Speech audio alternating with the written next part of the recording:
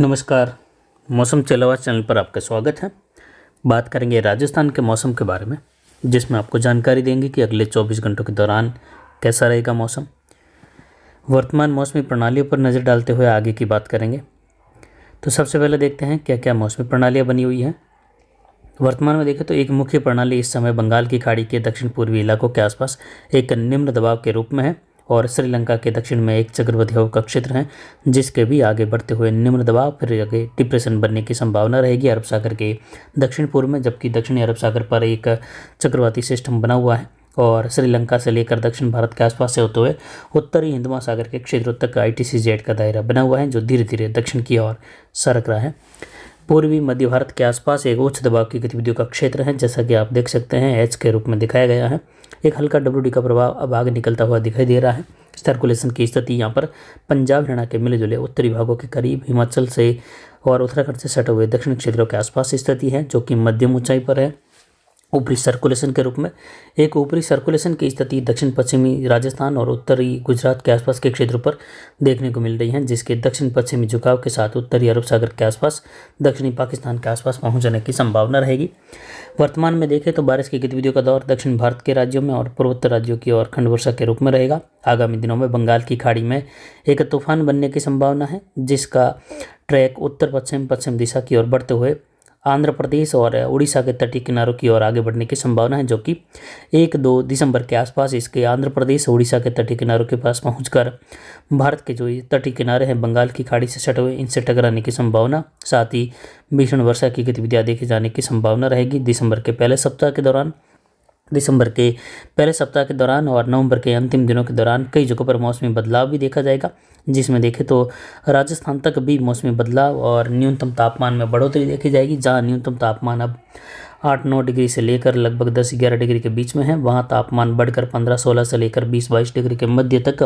पहुँच जाने की संभावना रहेगी और बादलों की आवाजाही का दौर भी बढ़ने की संभावना रहेगी। यानी नवंबर के अंतिम दिनों से लेकर दिसंबर के पहले सप्ताह के दौरान मौसमी बदलाव, कई राज्यों में बादलों की आवाजाही के साथ कहीं धूप छांव का मौसम, कहीं कुछ जो है न्यूनतम तापमान में बढ़ोतरी। तो जहां अधिकतम तापमान बने हुए हैं वहां बादल छाने के साथ ही तापमान में कुछ गिरावट आने की संभावना रहेगी अधिकतम तापमान में, जबकि न्यूनतम तापमान में बढ़ोतरी की संभावना। और उसी दौरान राजस्थान के कुछ छोटे इलाकों में दक्षिण पूर्व से लेकर दक्षिण मध्य की ओर कहीं कहीं छितराई बूंदाबांदी बौछार की संभावना रहेगी, जो कि कोई विशेष संभावना नहीं है। जबकि अच्छी खासी मावठ की उम्मीद कुछ जिलों में अगर करे तो वह संभावनाएं बन रही है। 20 दिसंबर के बाद से लेकर 31 दिसंबर के मध्य जेट का झुकाव और WD की स्थितियों के साथ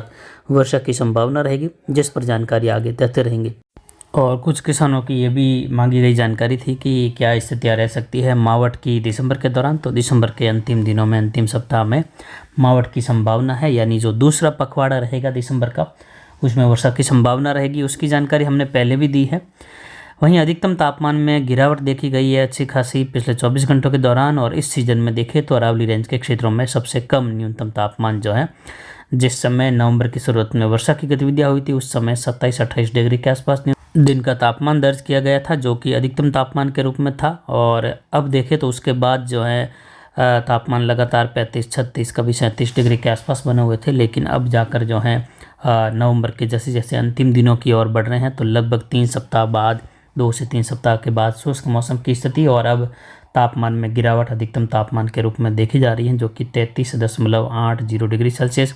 न्यूनतम तापमान 9.10 डिग्री सेल्सियस, अधिकतम आर्द्रता 66% के ऊपर रही। न्यूनतम आर्द्रता में बढ़ोतरी हुई है अधिकतम तापमान में कमी के साथ ही। और वायु दबाव की स्थिति 1018-19 मिलीबार के आसपास बनी हुई है। हवाओं की स्थिति अधिकतम हवाओं के रूप में कम हुई है और दक्षिण से अधिकतम हवाएं पिछले 24 घंटों के दौरान 4.32 किलोमीटर प्रति घंटे की रफ्तार से दर्ज की गई, यानी 4.25 किलोमीटर प्रति घंटे की रफ्तार से अधिकतम हवाएं दर्ज की गई, यानी हवाओं की स्थिति सामान्य से कम बनी रही। कुल मिलाकर देखें तो आगामी दिनों में तापमान की गिरावट की स्थितियाँ बनी रहेगी। अधिकतम तापमान में आगे गिरावट की संभावना है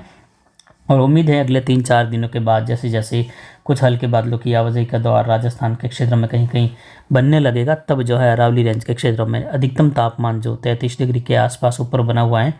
ये अब कम होकर 30 डिग्री के अंदर तक चला जाएगा और ये फिर आगे आने वाले दिनों में दिसंबर और जनवरी के दौरान ज़्यादातर समय 25 से लेकर 28 डिग्री के मध्य बना रहेगा। हालांकि बीच बीच में कभी WD की स्थिति बनने के साथ अगर जेट का असामान्य झुकाव देखा गया तो उस दौरान तापमान 30 से 32 डिग्री तक भी फिर से जनवरी के दिनों में देखे जा सकते हैं और उस दौरान WD की स्थितियाँ भी रहेगी। तो यानी WD के प्रभाव के समय कभी कभी तापमान दिन के बढ़ते भी हैं बादल छाने से पूर्व और उसके बाद जो है अच्छी खासी गिरावट भी दिन के समय देखी जाती है, जबकि न्यूनतम तापमान में अच्छी खासी बढ़त देखी जाती है जब WD आ जाता है। और जब WD निकल जाता है तो फिर जो है कड़ाके की ठंड पड़ना शुरू हो जाती है और न्यूनतम तापमान में भारी गिरावट दर्ज की जाती है। तो अब जो है समय आ गया है सर्दी का पीक की ओर चले जाने का, जो कि फिलहाल फिर भी समय पड़ा है, यानी अभी भी 2 सप्ताह है जब जो है बाद में कड़ाके की ठंड की शुरुआत होगी। और इस सर्दी की सीज़न का मुख्य पीक समय जो है लगभग 20 दिसंबर से लेकर फिर लगभग फरवरी की शुरुआत तक बना रहेगा, जिसमें कई बार पाले की स्थिति रहेगी और कई बार फसलों पर बर्फ़ जमती हुई भी देखी जाएगी। हमने लगभग सितंबर में भी जानकारी दी थी कि इस बार जो है सर्दी की स्थितियाँ पिछले साल के मुकाबले ज़्यादा रहेगी और फसलों पर भी बर्फ़ जमती हुई पिछले साल के मुकाबले अधिक देखी जाएगी, यानी फसलों को उस दौरान बर्फ़ जमने से नुकसान की भी संभावना रहेगी। जिन किसान भाइयों के अरंडी की फसल की हुई है वह किसान भाई विशेष तौर पर ध्यान रखें। जिनके सिंचित क्षेत्र हैं वह जो है दिसंबर के आसपास मध्य दिसंबर को अरंडी की सिंचाई का कार्य ज़रूर करें। उसके बाद जो है जनवरी के शुरुआत के समय लगभग पहले सप्ताह के दौरान भी सिंचाई का कार्य ज़रूर करें, जिससे जो है जो बर्फ़ जमने की स्थिति है, पाले की स्थिति है, उससे जो है काफ़ी कुछ जो है फसलों को बचाया जा सकता है पाले के प्रभाव से। लेकिन जो असिंचित क्षेत्र में अरंडी की फसल है उसमें जो है आगामी दिनों में जो सर्दी की गतिविधियाँ रहेगी, तापमान शून्य के करीब और शून्य के नीचे बना रहेगा, जिससे कई जगहों पर फसलों पर जो है ओस जम जाएगी और जमी हुई ओस जो है अरंडी की फसल के लिए आगामी दिनों में दिसंबर के मध्य से लेकर फरवरी के मध्य तक जो है नुकसानदायक साबित होगी। तो किसान भाई इस बात का ध्यान में ज़रूर रखें कि आपको सर्दी के दौरान जो है अगर असिंचित क्षेत्र भी है अरंडी का तो फिर जो है आप जिस ओर से सुबह के समय देर रात्रि 12-1 बजे के आसपास हवाओं का चलन रहता है उस ओर से ही जो है आपको धुआं ज़रूर करना है अपने खेत के बॉर्डर पर, जिससे जो है पाले की स्थिति कम रहे और अरंडी के फसल पर कम से कम नुकसान देखा जाए। क्योंकि आने वाले दिसंबर और जनवरी के दौरान अधिकतम अगर नुकसान की बात करें तो अरंडी पर ही दिखाई दे रहा है सर्दी की वजह से, क्योंकि इस बार सर्दी पिछले साल के मुकाबले ज़्यादा रहेगी। अभी अगर मौसम की बात करें तो मौसम राजस्थान के संपूर्ण भागों में शुष्क बना रहेगा, यानी कोटा, बूंदी, बारां, झालावाड़ से लेकर उदयपुर, डूंगरपुर, बांसवाड़ा, प्रतापगढ़, चित्तौड़गढ़, राजसमंद, भीलवाड़ा सभी भागों में दक्षिण पूर्वी राजस्थान में फिलहाल मौसम शुष्क बना रहेगा। अंतिम दिनों में नवंबर और दिसंबर की शुरुआत में कहीं कहीं बादल, बूंदाबांदी, बौछार संभव हैं, जो कि कोई खास विशेष संभावनाएं नहीं, लेकिन छोटे इलाकों में एक स्थानों पर मध्यम तेज बौछारें भी संभव। उत्तर पूर्वी राजस्थान में झुंझुनू, सीकर, अजमेर, टोंक, सभी माधोपुर से लेकर लगभग सभी इलाकों में मौसम जयपुर, भरतपुर संभाग में शुष्क रहेगा। इधर बीकानेर, अजमेर और जोधपुर संभाग के सभी जिलों में मौसम शुष्क बना रहेगा अगले 1 सप्ताह तक, लेकिन अंतिम दिनों में जाकर बादलों की आवाजाही और न्यूनतम तापमान में बढ़ोतरी की संभावना है। दिसंबर की शुरुआत में बादल छाने की संभावना, कहीं कहीं फवार मात्र संभव है, जिसकी जानकारी आगे लगातार देते रहेंगे। फिलहाल अभी के लिए इतना ही। नमस्कार, जय हिंद, जय भारत।